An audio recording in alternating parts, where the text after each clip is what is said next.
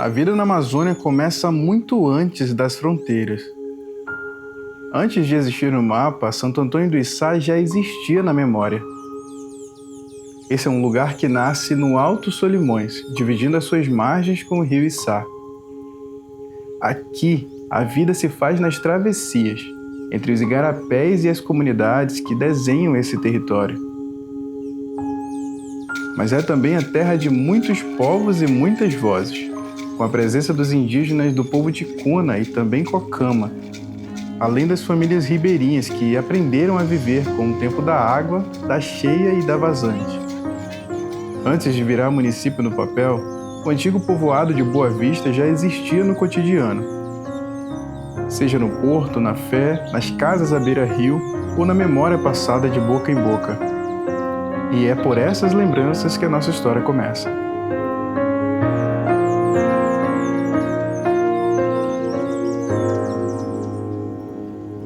Naquela época, o município era uma vila praticamente, né? Era governado por São Paulo de Olivença.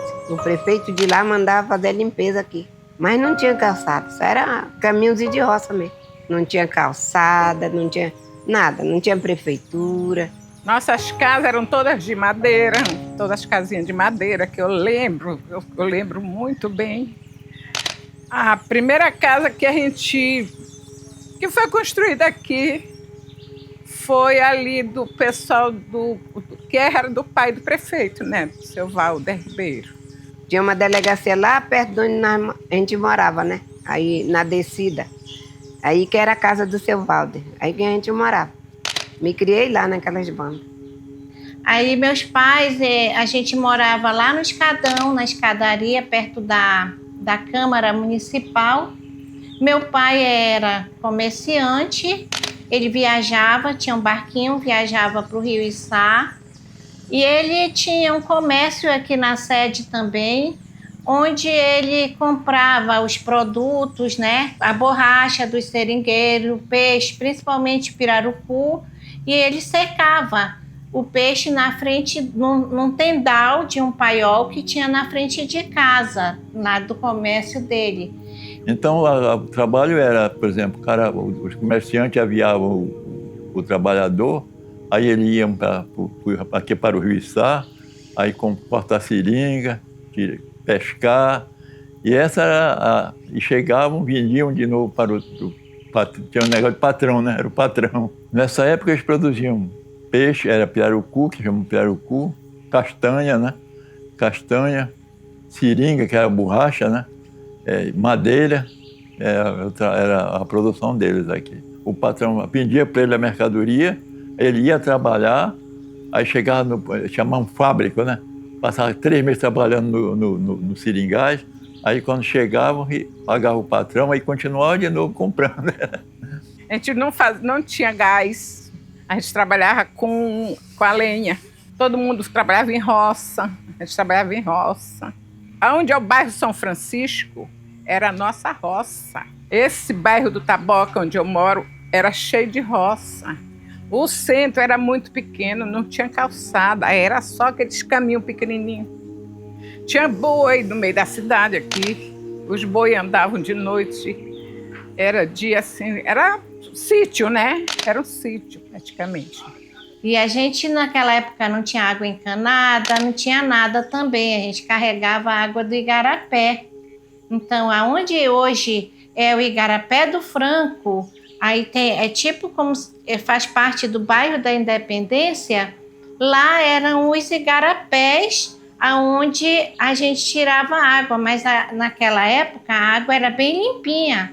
Era água limpa, aí tirava a água bem cedinho para beber, né? E fazer as coisas, lavar roupa lá no Igarapé. Todo mundo tinha o seu banheirozinho lá, para lavar roupa, o seu Nel Franco, né? O seu Valdo Vieira. Tudo tinha o seu banheirozinho lá em cima, assim, no Igarapé. Todo mundo tinha. Ainda tinha um Igarapé grande, mais em cima, assim, lá o pessoal lava um água. Aí quando nomearam o prefeito Zenite Ramos, né? Aí melhorou tudo. Eles já foram fazendo a prefeitura, né? Santo Antônio do Içá foi um distrito do município de São Paulo de Olivença. Depois, em 1955, veio a emancipação. E em 1956, o município é oficialmente instalado. A emancipação de Santo Antônio de Sá está dentro de um contexto de política nacional, né? De 1930 até 1945, a gente vivia no Brasil um período que é conhecido como a Era Vargas, né? E uma dessas formas pelo qual ele é conhecido é pela centralização do poder. E isso fazia com que tanto estados e municípios não tinham tanta autonomia. Isso só foi mudar a partir de 1946, quando nós temos a promulgação de uma nova Constituição. Ela trazia autonomia política. A partir daquele momento, os municípios voltaram a ter a possibilidade de eleger vereadores, eleger prefeitos e, mais importante que isso, além da autonomia política, ela vai trazer também uma autonomia financeira para esses municípios. Então, Santo Antônio é criado exatamente nesse contexto aí do surgimento dessa nova Constituição de 1946. E não foi só uma mudança de lei, foi um marco de autonomia. A passagem de uma comunidade reconhecida no cotidiano para uma cidade reconhecida pelo Estado, com suas responsabilidades, seus desafios e a esperança de decidir o próprio rumo. O primeiro prefeito de Santo Antônio de Sá, eu cheguei a conhecer, foi o professor Zenite Ramos. Foi o primeiro prefeito de Santo Antônio de Sá. Naquela época, eu era o governador que indicava o prefeito, ele era nomeado. Ele veio de avião, ele encostava na água, né? Desceu lá na água. O pai do Cecel que assim, acolheu ele, né? É que ele era um homem bem instruído, assim. Aí foram buscar ele. Foi aquela tartarugada. A diferença que eu achei foi que houve mais progresso, né? Mais progresso depois que foram os prefeitos nomeados, e aí a cidade desenvolveu, melhorou muito. Nós estamos aqui na escadaria, né? Isso aqui é o centro antigo, a cidade antiga, né? Isso aqui é uma escadaria que dá acesso ao porto da cidade. Antigamente, isso aqui era a subida principal da cidade aqui. Isso aqui é a minha história. Esse lugar aqui foi onde eu nasci, me criei, né? Depois saí, depois eu voltei. Quando eu voltei, aluguei umas casas ali embaixo. Aluguei uma primeiro do seu Nel Franco, um amigo nosso, ele já faleceu, mas o seu Nel Franco, seu Manuel Franco. E eu aluguei uma casa, quando eu voltei, aluguei uma casa para ficar ali vendendo umas coisinhas lá, vendendo uma mercadoria. E aí eu comecei a trabalhar como comerciante aqui nesse local ali, que é mais ali embaixo, não é bem aqui, né? Depois eu construí aqui, que esse terreno aqui era onde a gente morou, onde a gente nasceu. Aqui eu morei muito tempo aqui nesse lugar, aqui em cima. Na laje, o comércio era aí embaixo, né? Porque já nós derrubamos uma parte ali, que nós abandonamos isso aí, depois tivemos que derrubar aí. Mas em 1970, 71, por aí, foi inaugurada a Escola Santo Antônio. A Escola Santo Antônio foi a primeira escola, né, estadual que ela ficou funcionando. E nós estudávamos na Escola Santo Antônio a partir, por exemplo, da 5ª série. Foi uma luta muito grande, né? Partiu do meu tio, porque ele tinha muito conhecimento na SEDUC em Manaus, porque ele trabalhava lá.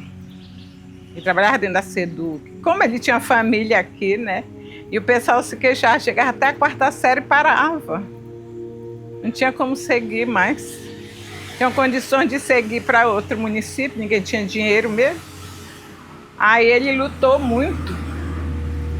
Se juntou com, na época era o prefeito, né? O seu Aloísio. Se juntaram para fazer um trabalho só. E ele, graças a Deus, conseguiu. Foi uma festa aqui no município. Foi uma foguetaria doida, sabe?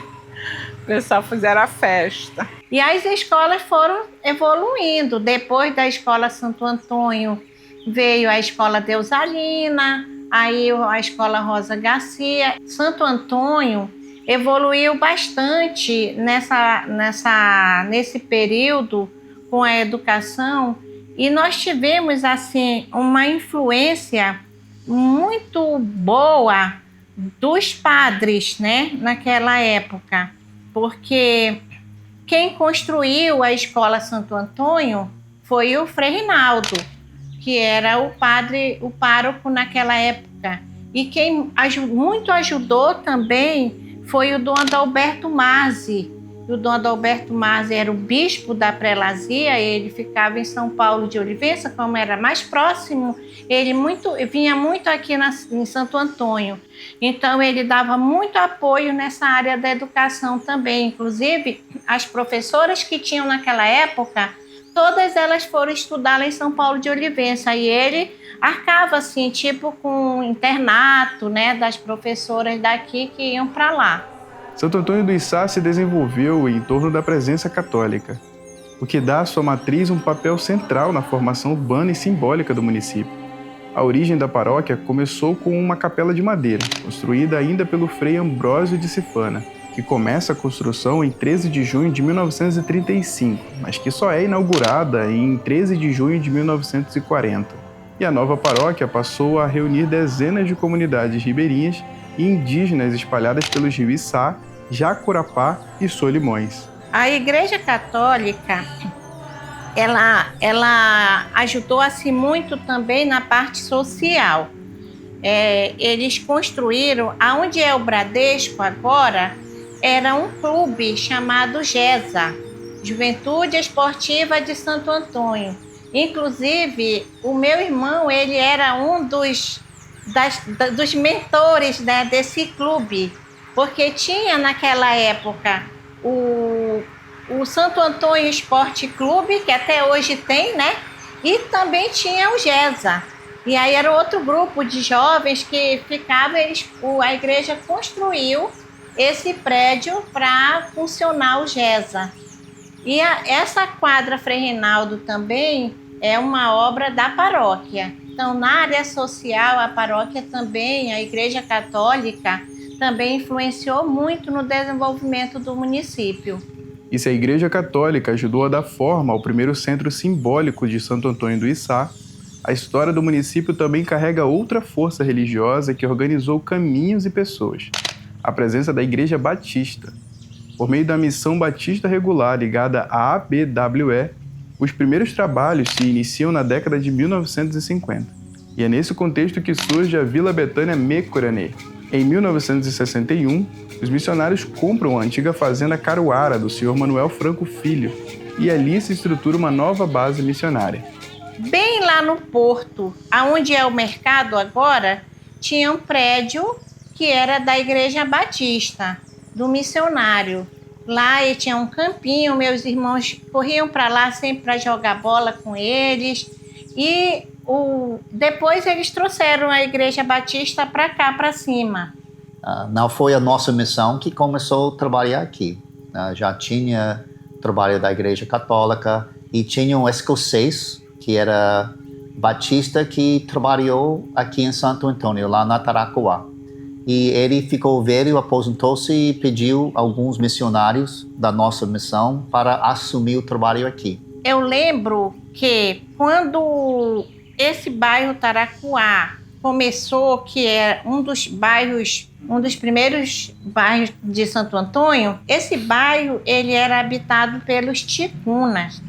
Os ticunas, eles eram os moradores do Taracuá. E aí, um desses americanos missionários da Igreja Batista pegou os indígenas e levou para Betânia. E foi dar início na comunidade de Betânia.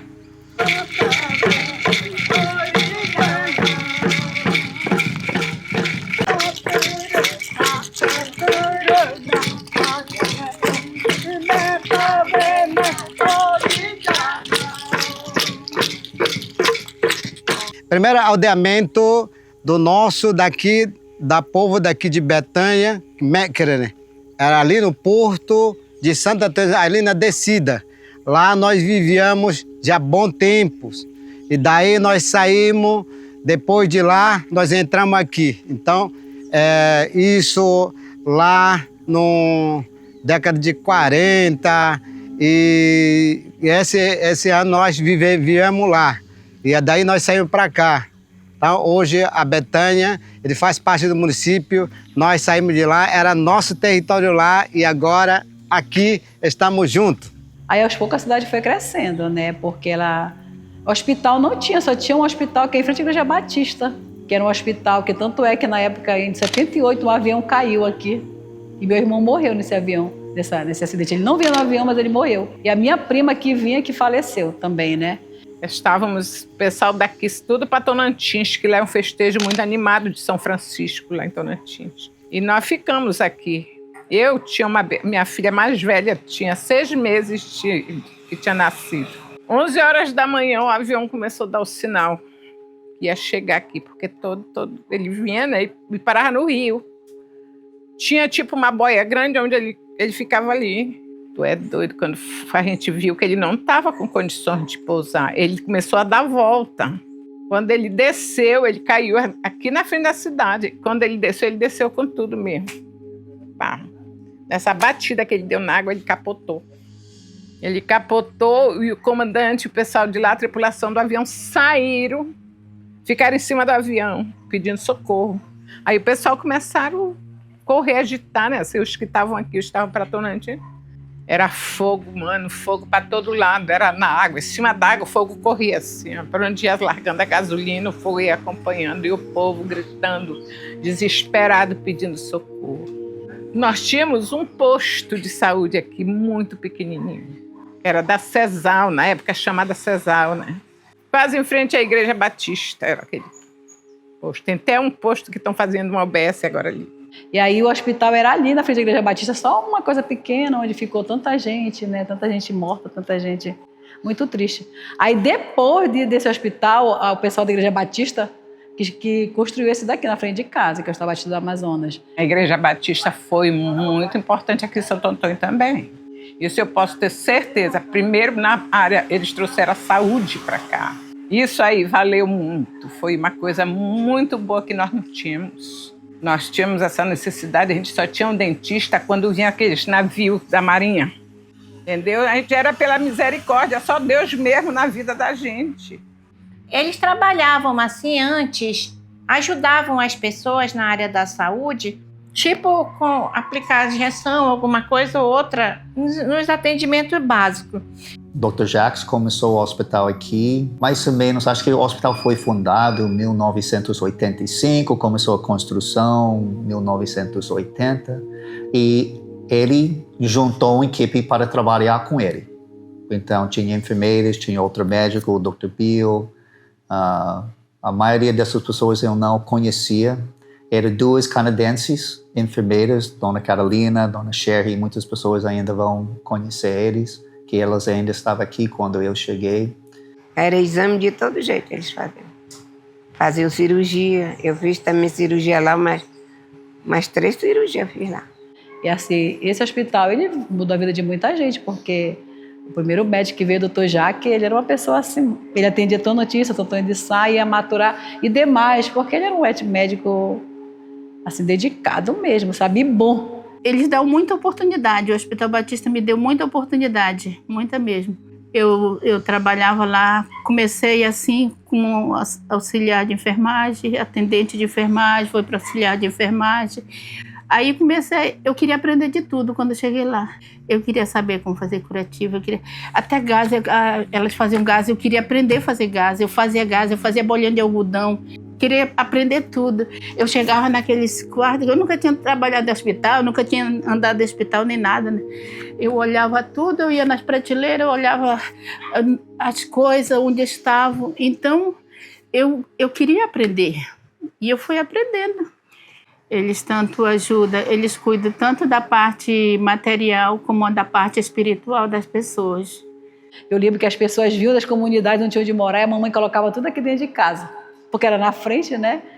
Aí ficava um monte de gente dentro de casa, praticamente ela sempre acolheu todo mundo. E aí ela lutou na época para construir uma hospedaria, aí construíram ela deu terreno aqui para construir uma hospedaria, justamente porque as pessoas vinham do interior e não tinham onde ficar. Além de católicos e batistas, existe um terceiro capítulo em que a religião não apenas acompanha a cidade, ela cria a própria vila. Do curso médio do Rio Içá, entrando pelo Igarapé Juí, surge a Vila Alterosa, um lugar pensado desde o início como sede espiritual e não como uma ocupação ribeirinha comum. José Francisco da Cruz, conhecido como Irmão José, funda a Irmandade de Santa Cruz em 3 de novembro de 1974. junto com 72 seguidores que construíram a vila com as próprias mãos. A partir daqui, a história muda de ritmo. Em Alterosa, fé, regras e comunidade se misturam. E é essa religiosidade própria da Amazônia que passa a organizar a vida e a identidade do lugar.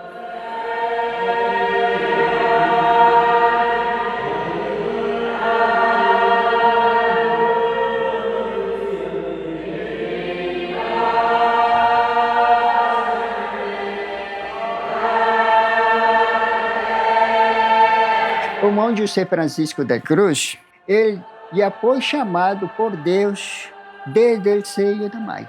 Havia sido consagrado para o serviço de Deus. Então, ele cresceu em esse ambiente. Tu sabes como uma mãe vai inculcando o filho. Hasta que no ano 1944, ele teve 3 visões. Hasta que em 1962 ele se atreveu a sair para o mundo. Foi o dia 2 de janeiro de 1962, em plena festa de seu povo natal. Ele saiu sem saber para onde ia. É por isso que caminhou-se Brasil, Uruguai, Paraguai, Argentina e Peru. Aí onde escutou uma voz que lhe dizia: agora, para selar tua jornada, vai para o Amazonas. Na mesma hora, ele colocou toda na mochilinha dele, começou a caminhar para chegar aqui, neste lugar que é o centro espiritual. Na época, a minha família ela trabalhava na agricultura, né? A minha raiz é voltada para a agricultura, tanto meu pai quanto a minha mãe. Hoje, a minha mãe ela já está idosa, mas ela é uma das precursoras assim, da parte da agricultura aqui, né? Ela foi a esposa do pastor Walter de Souza Neves, né? Que era meu pai. E ele foi um dos incentivadores também na parte da agricultura, da criação de animais, né, que é a base praticamente da religião daqui, né, na qual o fundador da religião ele deixou, né, como incentivo, ensinamento, né, plantar, criar, né, quem é adepto da religião sabe disso. E o meu pai ele se tornou diretor de uma comunidade e a partir de então, né, dessa função que ele recebeu, o irmão José convidou ele para conhecer aqui ele, né, pessoalmente, conversar. E a partir desse contato criou-se uma confiança. As pessoas que moram aqui sabem da história, né, muito bem de como que se procedeu essa sucessão. Mas aí a religião, os seus adeptos, eles continuaram fazendo esse trabalho na pessoa do pastor Dalmácio, né, que sucedeu o trabalho do pastor Walter. Ele se sente aí, seu Dalmácio. Me sentei. Seu Dalmácio, eu tenho uma nova para lhe falar. Diga, irmãos, ele disse, ele disse, então pode falar, irmão pastor. De hoje em diante, o senhor vai ser o novo pastor. Chega, me gelou da cabeça. Sim, senhor. Eu digo, mas eu, irmão pastor, o senhor e o irmão dele do lado, Raimundo Neves, é testemunho disso. Daí eu digo, irmãozinho, não dá não, eu não tenho saber, meu estudo é pouco, né? E eu sou novato na missão, né? Na vista dos outros, contos antigos. Mas Deus apontou o senhor. Daí eu digo, tá, então eu aceito, pastor. Daí esse é o nosso estatuto. Tem um estatuto aí, tá emplastificado tudo, né? Essa aqui é a cópia. Ele disse, tá aqui o estatuto, vá por ele. Não saia fora do estatuto. Que alguém queira dizer que o senhor anda mentindo, ele nunca pode dizer porque o senhor vai pelo estatuto. Trabalhe pelo estatuto. Eu digo, sim, senhor. Tá bom. Pois é, de hoje você é o novo pastor. Você é o terceiro pastor. Mas lá era bem, na época era bem diferente. Homens sentam para esse lado, mulheres sentam para esse lado. E deixava aquele espaço no meio porque não podia se misturar. E eles diziam que já tinha melhorado, porque antes era homem numa sala e mulheres na outra.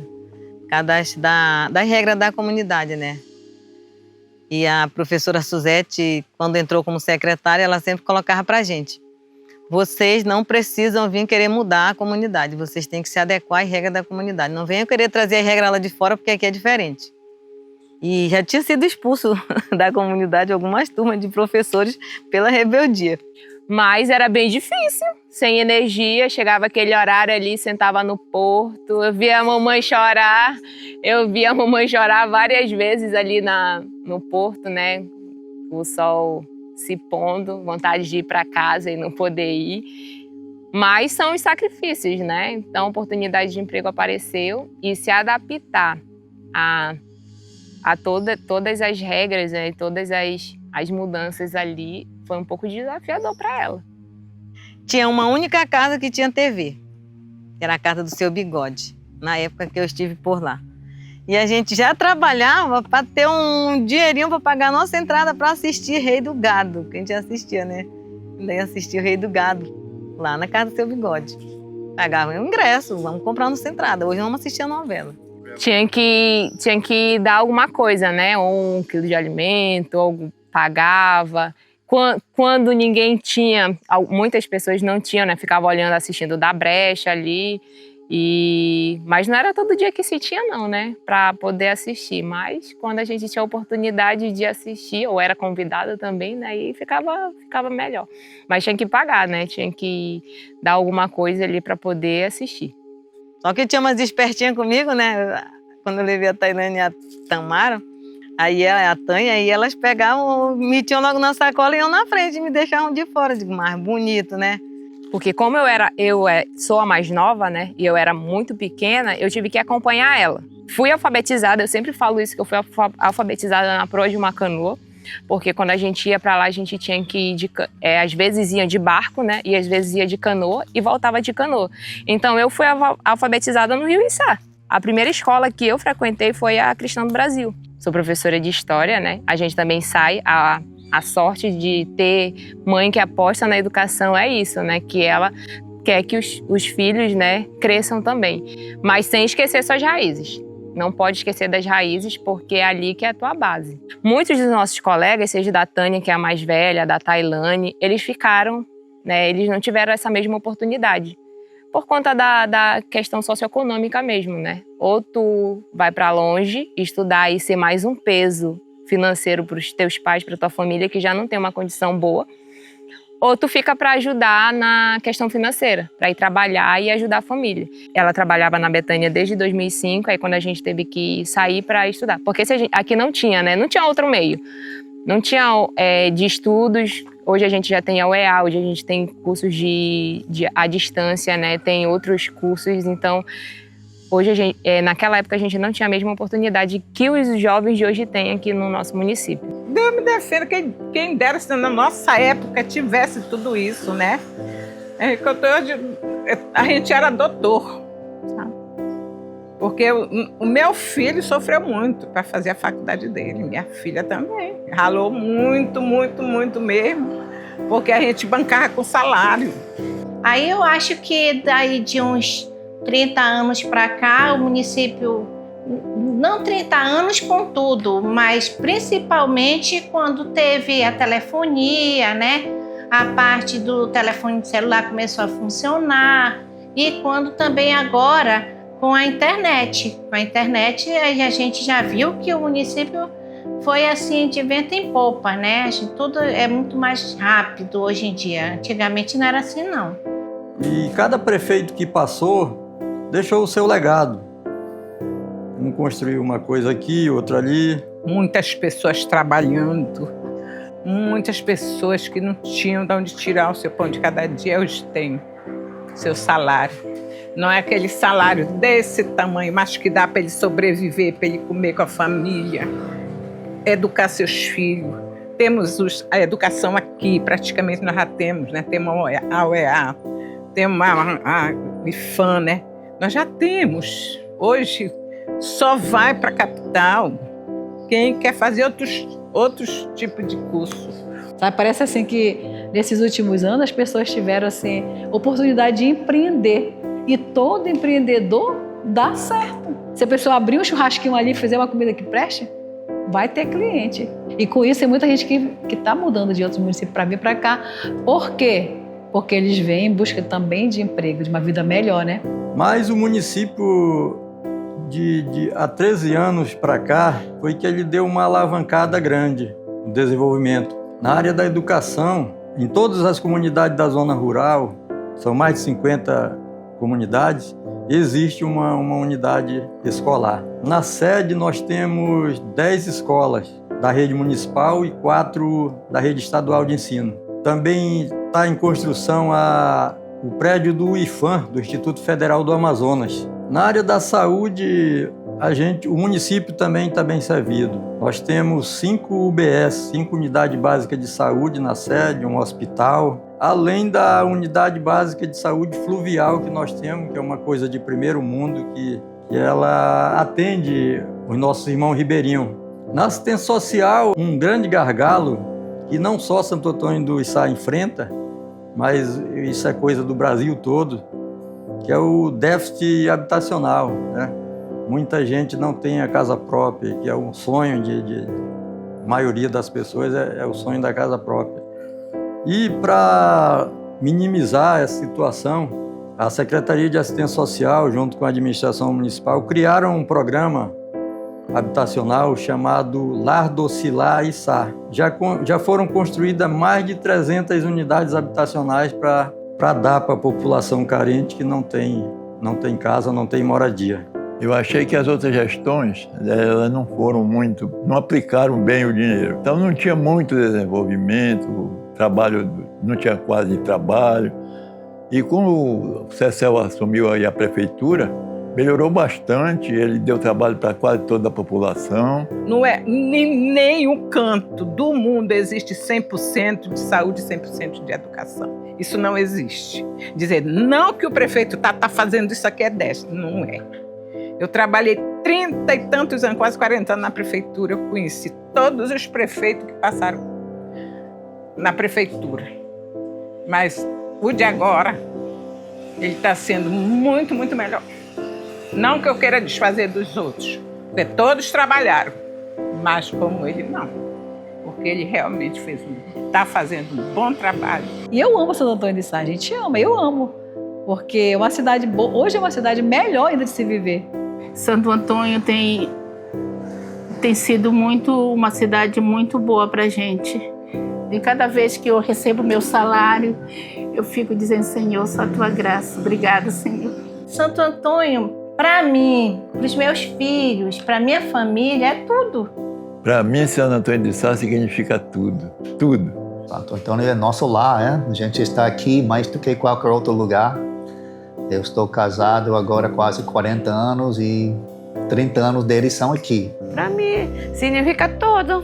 Minha vida, minha casa, vamos dizer, que me acolheu, né? E me deu tudo que eu tenho. Santo Antônio é o nosso lugar de retorno, é a nossa casa, é onde estão as nossas raízes, onde está a história da nossa família. Todo mundo se conhece. Todo mundo tem um grau de parentesco. Então, não tem como tu esquecer de onde tu veio. E voltar para Santo Antônio, sair e voltar e contribuir para o desenvolvimento dele é muito mais gratificante do que só voltar. Santo Antônio é o nosso porto de partida e o nosso porto de chegada. Porque eu amo meu Santo Antônio de Içá. Nunca quis capital, sempre foi aqui, plantei minha raiz. E aqui eu vou morrer, aqui eu vou ficar.